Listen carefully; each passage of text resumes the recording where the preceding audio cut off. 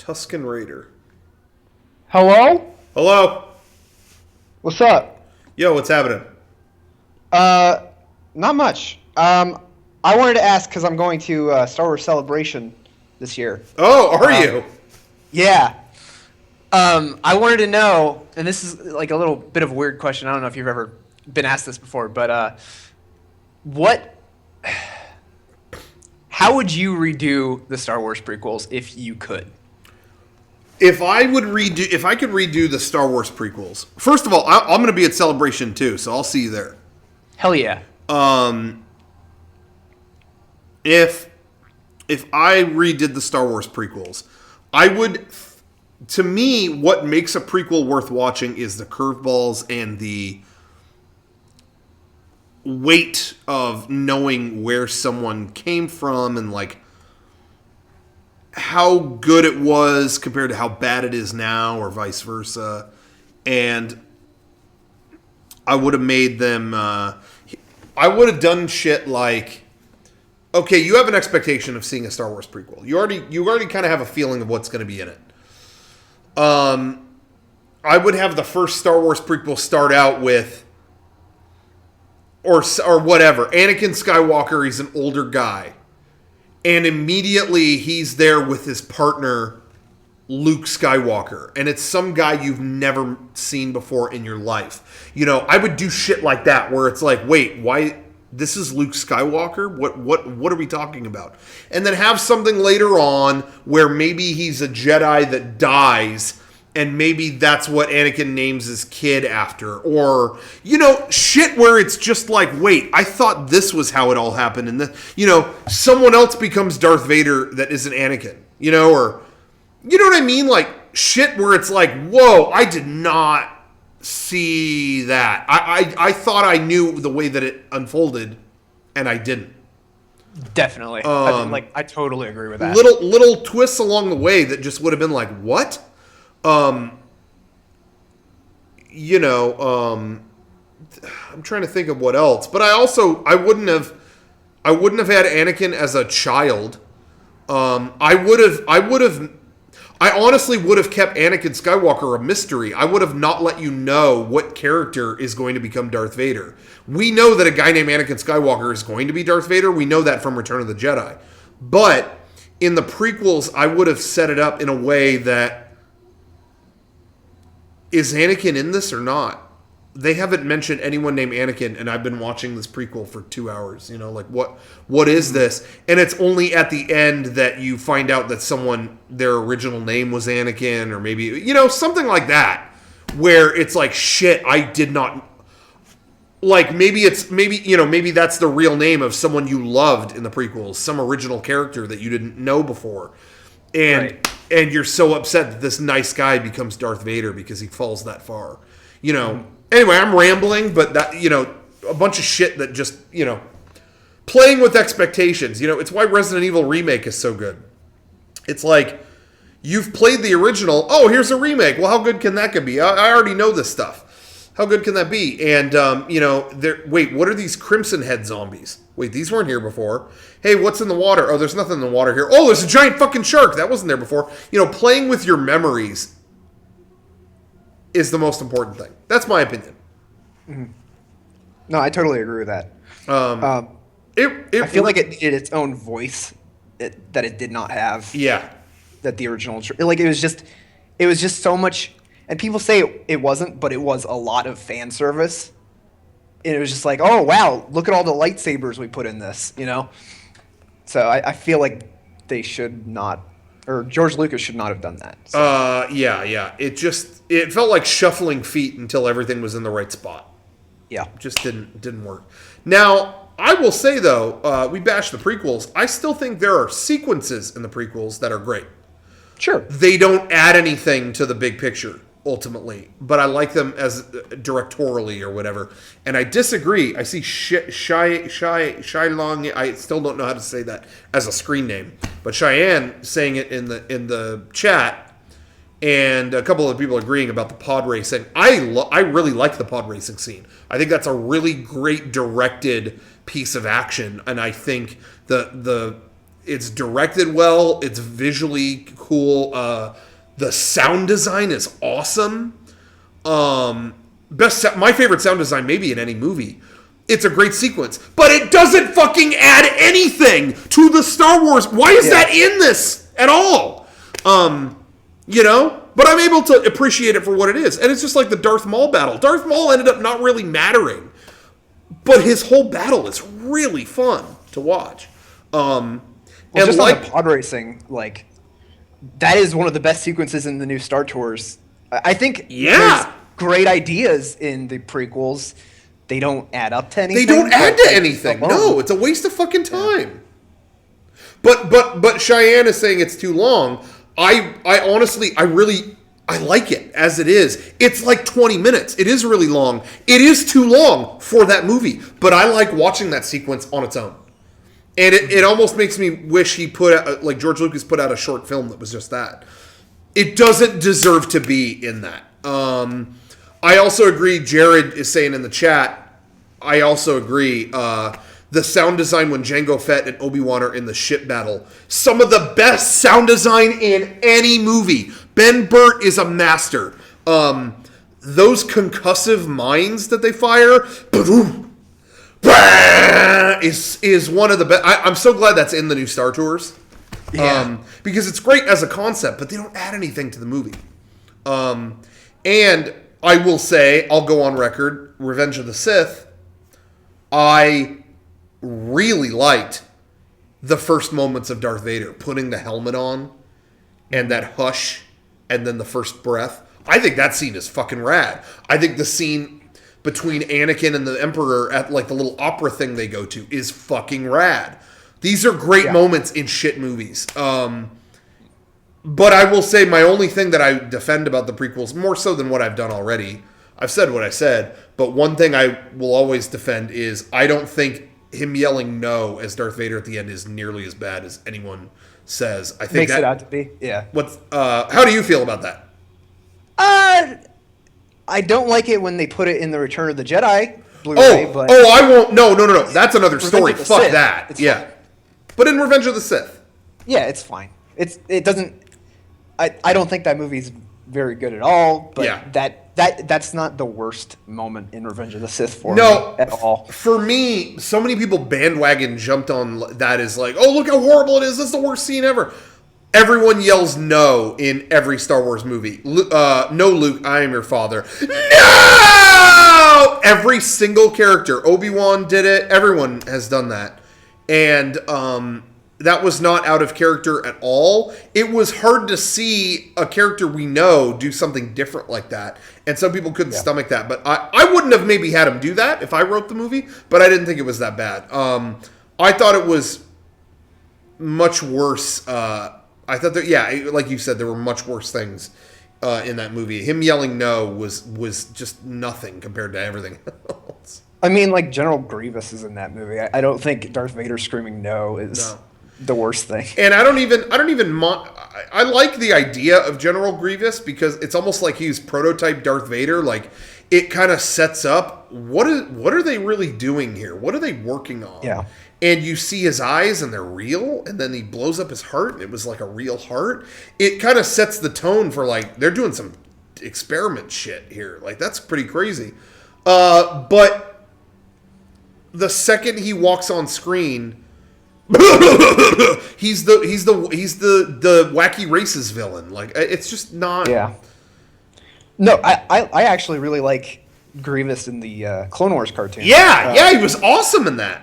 Exactly, but like when he speaks, he's like a cartoon, Saturday morning cartoon villain, essentially. Yeah. Like, I can imagine him with a top hat. And I just remember seeing the movie start, and once it cuts to him, I like the ship battle at the very beginning of Revenge of the Sith. I really like that, and the tracking shot of the ships as it comes in, with the Star Wars theme playing as they fly in, and the music's just like dun dun dun dun dun dun dun, dun and the buzz droids and all that. I think that whole sequence is really great. But then Grievous shows up, and I remember the air kind of left the room when that part of the movie theater. When I was watching it in a movie theater, I don't remember who I was sitting next to, but I remember when he came on camera, and I think it was Sean or somebody leaned over and went, "Here we go." And it was that same moment. It was that moment of, yeah, these are still the fucking prequels. You know, it was like, just give me someone that is terrifying. But they wanted to have that cough. His cough is almost the version of Darth Vader's breathing. Yeah. You know, it's a human flaw that a robotic thing has. But it just didn't come off in a way that wasn't laughable. You know what I mean? Mm-hmm. I actually have a story about seeing Revenge of the Sith in theaters. When R2-D2, like, because he has a couple moments where he's like, "Oh, it's R2 saves the day." Yeah. There were people in my theater who were like cheering as loud as they could at R2-D2 killing like buzz droids. Yeah. Or like that happened to mine too. Were battle droids, and I was like, I don't know. I don't know. That just struck me as weird always. Like that was the big moment where everybody in the theater was cheering, and like no other point during the movie was anybody cheering at anything. So yeah, that happened at ours. I think there was cheering for something else too, but I can't remember what it was. What was I going to say? The quietest movie, this is just a tangent, but the quietest movie crowd I've ever been a part of in terms of like a midnight release for a big thing was the new Indiana Jones, that fourth one. Yeah. That audience, it was like, yeah, fuck yeah, Indiana Jones. And then those CG gophers showed up, and then, and the crowd didn't make a sound the rest of the time. I mean, the credits rolled and people just got up and walked out. I mean, it was just like, it was like the audience had their nuts cut off. When I was seeing Drive for the first time, I forget what the guy said, but it was silent the entire movie. And I feel like that's a movie that has a lot of like cool twists and turns. But at the end, there's like maybe 5 other people in the theater when I saw it, and I saw it like the first week it opened. But there was some guy who was like, "Man, that wasn't like the trailer made at all. I thought it was going to be like Fast and the Furious or something." And for which movie? I'm sorry. Drive. For Drive, yes. Yeah, I heard that a lot. Yeah. The biggest thing I think the prequels did wrong, I don't think they should have shown Anakin Skywalker turning into Darth Vader, because George Lucas, he wants you to watch those movies like 1, 2, 3, 4, 5, 6. Yeah. And watching it that way does not make sense for a first-time viewer. No. Because the biggest twist in movie history is gone. Is ruined, yeah. And in what way does it benefit you to watch it that way? They should have put a shitload more twists in the prequels.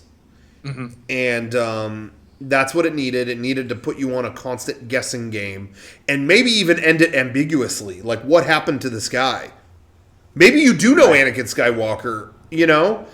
Maybe he's in all 3 of the movies. And then suddenly something happens to him at the end. And it's like, where did he go?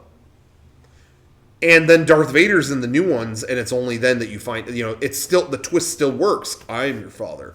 What? That's fucking Anakin? No way. Yeah. You know, there's so many things that could have been done, and it was just someone who was not very into it made him, you know. Yeah. Well, like, George Lucas is definitely an idea man, and there's some great ideas in the prequels. Like the pod racing is cool, but he's a great idea man. Like, he still constructs stuff that's like, how'd you think of that? You know, and this is gonna sound nuts, but one of the best examples of that is Captain EO, and that sounds insane.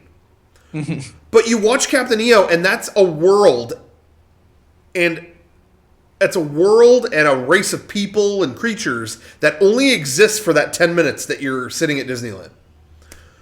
And yet it feels like its own universe. And there's a thing with 2 heads, and there's a robot with a little robot that fits into it, and he says, "Don't panic, that's what got us in trouble the last time." And within 2 seconds, you know these guys have a fucking history. And he turns into band equipment at one point, and it's all these little things that are like, what? He's great at the little one-off bizarre ideas, and that Captain EO's full of them, and they're really well realized for a 10-minute thing. And unfortunately, Star Wars is 2 hours, 2 hours, 2 hours, and I don't think he's equipped to do that, honestly. Yeah. But I look at Captain EO, and there's so many vivid ideas in it, and that's all he wanted to do. You watch the prequels, and it's lots of little things that are like, wow, you came up with this. You know, okay, we're gonna go underwater. They put those things in their mouth so they can breathe underwater. They don't discuss how those work, but it's like, whoa, cool concept. They go, oh, there's totally an underwater makes sense city too. What's that? It totally makes sense too. Like the moment you see it, you know what it Yeah. is and how it works. So That's what he's good at. Is he's got a million little things. Yeah, they would do this. There's a part in the making of episode 1 where he talks about, they're going to throw these things called bombads at the vehicles, and when they hit, it's like a water balloon filled with Vaseline. They just splat. It's a new type of weapon, and you just see like he's passionate about that one little idea. That's what he's good at, is the one little idea and peppering those throughout. You know, he's not a bad guy to have on set, but you just don't want him to direct or write the script, I guess. Yeah, it's interesting you say that because I was at like a thing where Mark Hamill spoke, and he said like one of the coolest things working on Star Wars, like the original, was reading the script and finding all these weird names for things that didn't have a name in the movie. Yeah. Like the Dianoga, the like tentacle monster in the garbage pit. Yeah. That doesn't have a name in the movie, but in the script it said like Dianoga. Yeah. So that's so funny. The funniest thing I've ever read about George Lucas, though, was that what he said about The Force Unleashed. Mm-hmm. Did you ever hear about that? Nope. They were working on The Force Unleashed, and they need to get his approval to like name anything or whatever. And they thought the apprentice guy that you play in The Force Unleashed should get a Darth name, Darth whatever. Mm-hmm. So they were like, but yeah, you cannot do that without George Lucas's approval. Like right now, his code name is Starkiller. But you wanted to have a Darth name. Okay, great. So we'll call in George Lucas. Okay. And George Lucas came in and was like, okay, I'm just looking at this guy and how he is. I think he's either going to be Darth Insanius or Darth Icky. No joke. And they were in the room. The people who worked at LucasArts at the time were like, they said they were waiting for the just kidding. And it never came. Darth Insanius or Darth Icky? Really? Yeah, so they were like, oh, okay. And they said, and that's why to this day in that game he's just Starkiller. Because they were like, we can't call him back in and call, it was like no one wanted to combat him on it, so it was just easier to push the code name through. That's crazy. Yeah, I've never heard that Darth before. Icky. There's been some like books that I don't know if George Lucas has a big hand in like the books necessarily. No, I think he just approves of them, right? Yeah, but there are some names in the books that are to that level. I can't think of any at this moment. Really? But yeah, it's bad. It's like Darth Mean Man. Shit like that. I honestly bet you those names came from him. Yeah. I wouldn't be surprised. Darth Gabagool, that'd be a good one. Darth Yuccapucca, that'd be good. Yeah. Darth Vafangul. Anyway. There was another game. I don't remember what it was. Some LucasArts game with a character named Logan. I don't know if any fans out there know of those games. I don't remember what series it was, but it was LucasArts. It was some exploration game. Oh, man, what was it? Logan something. Anyway, they named the character Logan whatever, and then George Lucas came in to approve the game, and then he was like, that guy runs really fast and jumps really far as he runs really fast. So I think You might want to change the name. I'm thinking BJ Dart. I mean, they were just like, well, we already named him Logan. Yeah, I think you're going to want to go with BJ Dart. Okay. I wish I could remember what game that was. Yeah. I have no idea. Anyway, that's that. I'm looking for, I mean, there's no way I'm not going to see episode 7. I have no expectation. I'm not going to have any expectation. But they're getting me in the theater, no doubt about that. So, it'll be interesting to see. Well, they said recently that George Lucas has like no involvement, no say at all, and he said that actually. Yeah. I don't know if I think that that's a good thing because like he did come up with like a lot of cool ideas in the prequels, so I feel like having one wouldn't be bad. And I'll be honest. I don't think he's that bad of a director in terms of like visually and like, you know what I mean? Like I don't know. Like you watch the way episode 1 is directed. It's not the script sucks. But you watch how it's directed. I mean, like, Anakin crashes into a wall, and he looks up, and all the bad guys are coming towards him, and then it hard cuts to where they're fighting Darth Maul. It hard cuts to Darth Maul's face, just staring, you know, and that's a good cut. That's a, like, okay, evil is coming, let's cut to, you know, it's almost like Darth Vader's looking at all of them instead of just, you know, little things like that. It has a cohesive feel to it, and, I wouldn't have minded him directing. I just didn't want him to write it. In terms of the script. But I think him being on set, he was on set for Return of the Jedi and Empire and all that stuff. And I don't think that's bad. I think he offered a lot of ideas to it.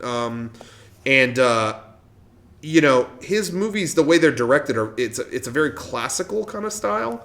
And I talked about this on the podcast before, but the trailer we saw for episode 7, the shots in it are very shaky, gritty. And that's kind of not how Star Wars has been directed. It's been in a very, like, very reliable, straightforward manner, you know? Well, we've only seen 4 shots of it, so... Exactly. So I'm not going to judge yet. I'm not for that. But those 4 shots, it was interesting. It very much had the look of a J.J. Abrams from those few shots. And I was kind of like, oh, you know what? That's kind of something we're losing by George Lucas not being there at all. I think J.J. Abrams, like, because he did Super 8, and that sort of, like, even the way it was shot sort of felt like a Spielberg movie. Yeah, it's true. And that was the intention. So I think if he does that, I think it might end up being more to the style of the original trilogy. Yeah. The one thing I'll say, though, about George Lucas directing is I think that for action scenes, he's really good, but in the first movie, I think he does a way better job directing. But in like Revenge of the Sith and Attack of the Clones, there's a lot of shots where it's just like 2 people sitting, and that's true. There's only one camera angle on them. And that's true. That to me is not like good directing, but and that's another problem I think the prequels had, where it was like everything was so fast-paced and everybody had to go somewhere in the original trilogy. Yeah. And the prequels, they weren't in any peril. No, there was no drive to get to the next thing. Like it's exactly that. It was like there was constant danger in the original movies, and I don't know. To me, what sums up, you know, people give me shit sometimes. Return of the Jedi is my favorite, and people give me shit a lot for that a lot. But I just think, I'm like, man, for me, it doesn't get better than them infiltrating Jabba's palace. Like, that to me is such a great introduction, because you are thrown... That to me is what Star Wars is at its best. Threw you into an alien world. Where the fuck are we? Why? Okay, R2-D2 and 3PO. Okay, great. Where are they? Oh, they're going into this palace. Oh my god, who are all these people? Oh god, wait, what? Are they gone? Wait, Luke gave them away? Wait, what's going on? What's happening? And then, wait, is that Lando in disguise? What's that? And the whole time you're going, oh god, is Han okay? Is Han Solo okay?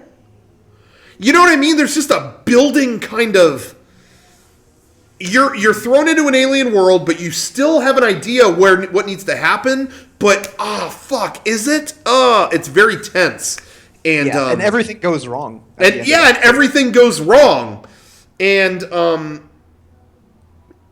it just that's an energy that the prequels never had. Mm-hmm.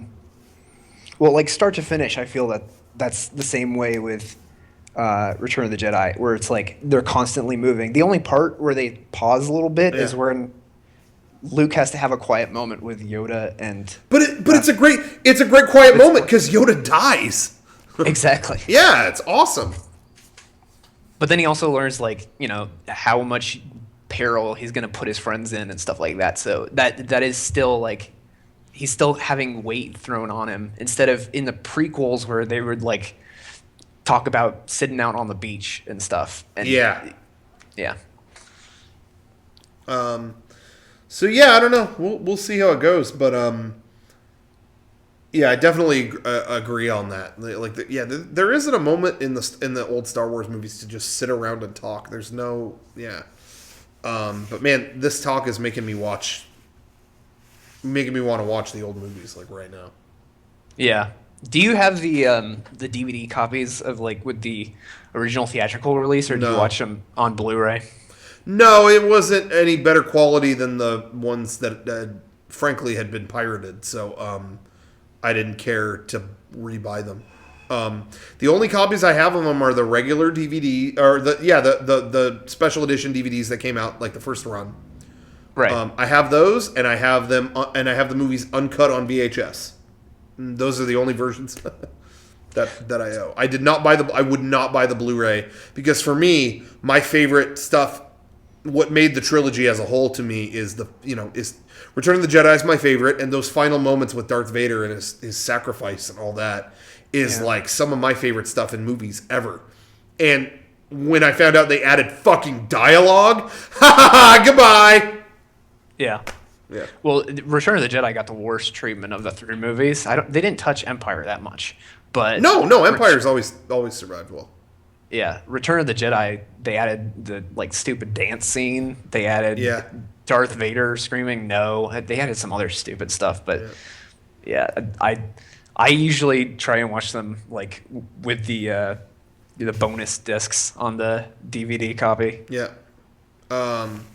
They also added, a lot of people forget that in A New Hope on Blu-ray, they added Obi-Wan going, yeah, they changed the crate dragon noise, and that's stupid. Yeah. Do you think Disney would release the theatrical cut? I think that's Blu-ray? coming. I think that's coming any day now. Yeah, I think it has to be released doubt at all. Episode 7. What? Yeah, I think it has to be released before Episode 7. I think you're going to see that later this year, for sure. That's free money sitting there. I cannot fathom a reason it wouldn't work. And a lot of people are like, but Fox owns the first one. Don't you think they will work something out? Why would they not work something out? Hey, Fox, here's all the money from the first one. We'll make the money from the rest of it. It wouldn't. Why would it not benefit them? I don't know. Yeah. I don't see why they wouldn't.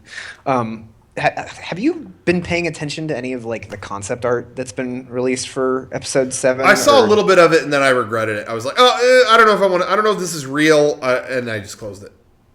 Yeah.